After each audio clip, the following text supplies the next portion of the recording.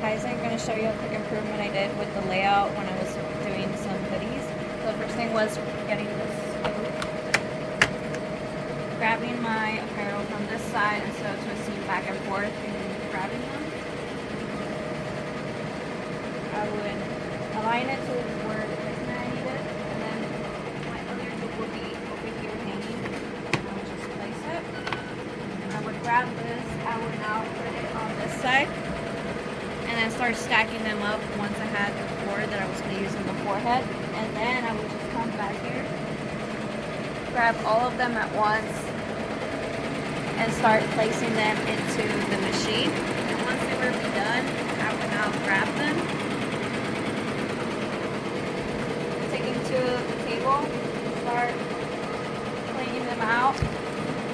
But instead of creating like a bigger mess and having everything together, I would just be at reach where I can put the in there. Take this off, leave that there so it was at reach for my next scooping. And I clean it out, I can just fold it and then put it in the box where it was ready to go.